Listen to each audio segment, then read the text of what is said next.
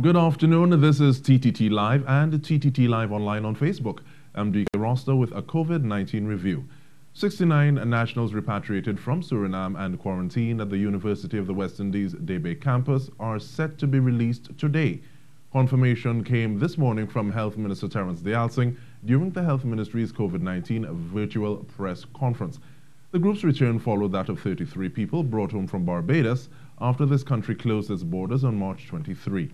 One additional person who was also at the Dike facility will be transferred to the Cascadia Hotel, which is also being used as a quarantine facility. From Dike, so that's very good news for them. I want to thank them for their cooperation and wish them all the best as they return to their communities and their families.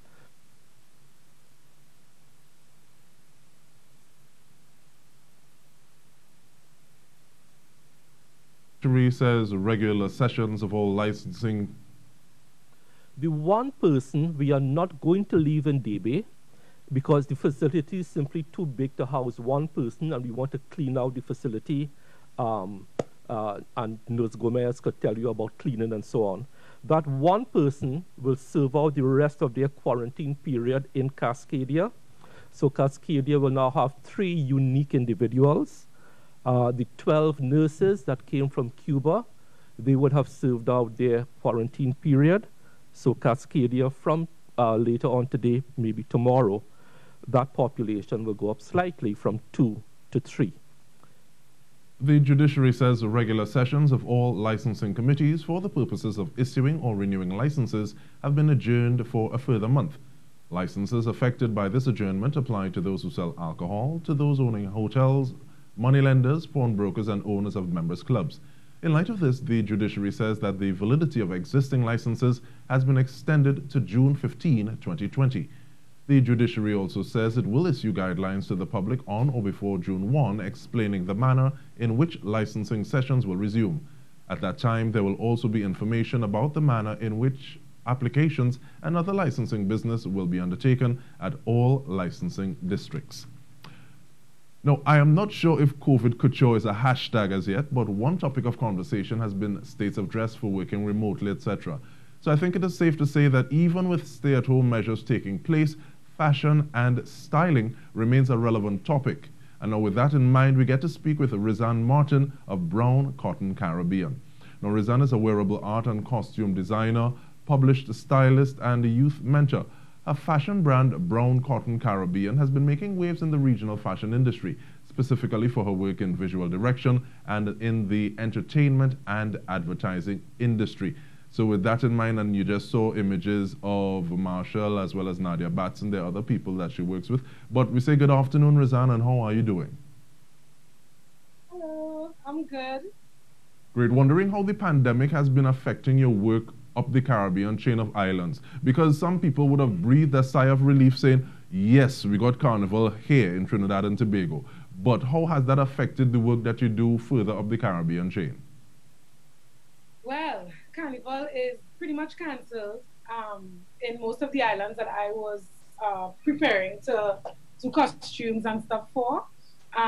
So that has really affected things in a major way. Not only designers and carnival costume makers are affected, but vendors, I imagine, it's a whole industry, you know? So it's really, really, really heartbreaking and kind of difficult to coping with that reality. You know, I also had a mentorship tour planned from September to December, so I'm still crossing fingers and toes, but generally it will definitely have to happen in a much different way. You know, just really, really kind of shifted things. The whole reality is a new reality. So, you know, we're coping, the creative sector is coping, trying to cope. So in terms of that shifting reality, how have you been forced to work? Because you're still doing things online, but what are you doing? Right. So my business was very much in person, a very in-person service. So it really, really affected things. So I moved everything to online. So now you would find me not at a photo shoot or at an exciting location. Where you'll find me now is online. I'm doing fashion consultations. I'm calling it fashion therapy, where me and my clients are kind of just exploring and experimenting the relationship between fashion, dressing, for your body type and for the job that you want, you know. So that's pretty much what we've been up to. Yeah. So it's been good business, but it's been different, as I said. Working from home is very different. Managing relationship with your neighbors is a whole part of it that is a whole new thing. Before I wasn't home at all. So it was much easier to, you know, function around. But now being home, if a neighbor is playing music, if a dog is barking, it's very difficult to focus in with your client. So creating that comfortable workspace at home has been a challenge, but I think after weeks and weeks, I'm finally getting there. So yes, you're in the workspace and you're operating online, but how does that work? Because yes, I appreciate the fact that much of what you would have been doing is face-to-face. But in terms of saying, okay, well, you're styling an individual, putting something on, see how it matches in terms of fit, in terms of how the color goes with their skin. How do you do some of those things online? Well, a lot of it is very difficult to do. So what I've done is I'm basically doing what I can do online. I'm just focusing on what I can do. So we've been working on a lot of inner work. Inner work basically is just confidence issues, things that you tell yourself about yourself, affirmations, stuff like that. And then there's a chapter called Getting Into Your Closet, where you actually have to prep your closet for me so that we could actually go through the pieces, find out why you keep buying these same kind of pieces, what kind of pieces you need to buy more of, and how to upcycle and kind of recycle clothing rather than just throwing it away. You know, the whole way that we get rid of stuff has to change with the environment deteriorating at such a rapid rate. We all have to kind of do our part. So I've been really getting into my clients' wardrobe with them, letting them know how they can upcycle pieces that they have before, how they can style it over and kind of refresh the entire vibe of it, especially my clients who are essential workers. They still have to go to work. They still want to feel confident and feel beautiful and feel happy, even under a mask, right?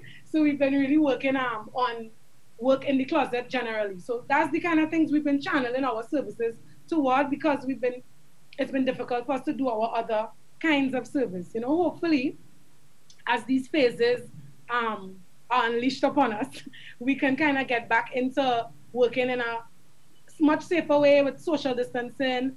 It's going to be a challenge, but it's definitely not impossible. So we're very excited, same way, and just grateful, you know, that we could still do what we love. But you're talking about people looking good and feeling confident under mask. Now I see many people, the mask is the fashion. And I don't know if whether or not I'm making a plug or a point, but what you're saying, I can see it actually on television because people have done things like this. But what has the response of the clients been to this kind of open your closet, we're doing it remotely? Well, most of my clients are corporate women over the age of 35 years old. So they know themselves, they know who they are. You know, it's self-discovery, but it's not in the sense of for example, a teenager going into her 20s, you know, kind of new world vibe. They kind of know themselves. It's been difficult getting them out of their own heads, you know, getting them out of their own heads into an open space, you know, where they think of themselves in different ways than the way that they've always seen themselves. I think that the feedback has been great. As I said, self-discovery is not always comfortable. It's kind of the uncomfortable moments where you kind of discover things about yourself that you want to work on or that you want to change.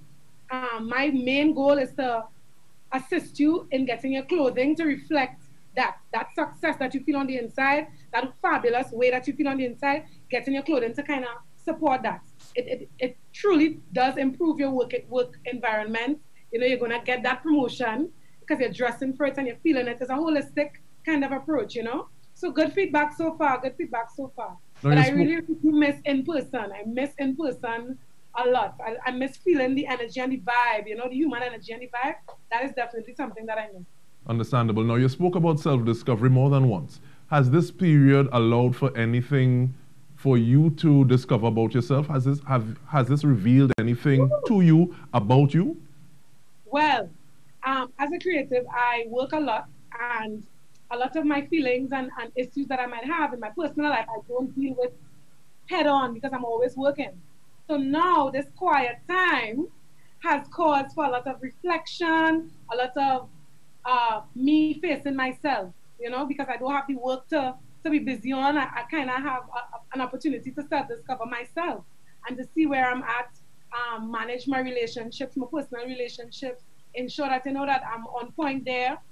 So it's really been a blessing and a curse, I have to say, because that kind of self-reflection is very important, I think, for us all, and particularly for creatives, because of using the imagination to create, you know, I mean, our resources are within us in a large degree. So I think that the self-reflection has been really good for that. But yeah, it definitely showed me my true wealth, my family, you know, managing my relationship with my sister, who is everything, my dad, who's so supportive, you know. It's been really, really good spending the time with them, working out plans with my partner, Leah Digans, on how we're going to move forward, just working on our strategy for when things not go back to normal, but the new normal, working out a strategy for the new normal. So plenty self-discovery, I must say. All right, so we want to thank you for sharing some of that self-discovery with us, RisAnne Martin. And we continue for a look at the effects of COVID-19 in the Caribbean region. The Deputy Chief Medical Officer of Guyana, Dr. Karen Boyle, announced on Thursday that clinical trials are now being conducted at Guyana's Georgetown Hospital to increase testing. Guyana has recorded most of their COVID-19 cases in Georgetown. We must reiterate that there is no approved treatment for COVID-19. However, clinical trials are being done at the Georgetown Public Hospital Corporation, where the most severe cases are being treated.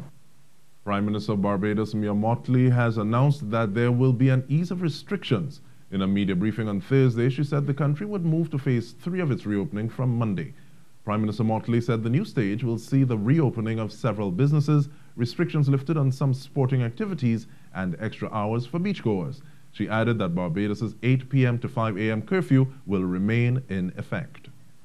I hope, however, that in our drilling down, we are in a position to put as many people back to work week by week by week without compromising the gains that the country has made with respect to where we are with COVID-19. The reality is that Barbados has tested a higher percentage of our population than a lot of countries in the world. Prime Minister of Antigua and Barbuda, Gaston Brown, believes that COVID-19 is at a manageable level, as the government is much more equipped to manage the spread. During a parliamentary sitting on Thursday, Prime Minister Brown said a strong health infrastructure has been established, as well as an infectious disease center. He said the country should be able to test independently by Monday, as they currently send all of their samples directly to CARFA for testing. He also added that Antigua and Barbuda's state of emergency would be extended. The emergency gives us the opportunity to manage the economic and social situation within the country, and it even helps us to suspend certain fundamental rights so that we can effectively manage a crisis. The International Monetary Fund, or IMF, is predicting economic growth of 6.25% for Grenada in 2021. In a release, Prime Minister Dr. Keith Mitchell welcomed this projection. The projection is contained in the latest IMF country report on Grenada, and it notes that Grenada's economy enjoyed a favorable multi-year macroeconomic performance prior to the COVID-19 outbreak, with growth averaging almost 5% in 2014 to 2019. The report identified tourism, construction, and agriculture as the sectors that supported this growth, and it acknowledged that prior to the pandemic, Grenada's key macroeconomic indicators were expected to remain broadly at 2019 levels. And that's what's trending on COVID-19. Remember, you can join us for live coverage on TTT, Chalk City 91.1 FM, Sweet 100.1 FM, Next 99.1 FM, as well as on Facebook at TTT Live Online for all your COVID-19 updates. Thank you for joining us. On behalf of the TTT crew, I'm Dike Rostant. Bye for now.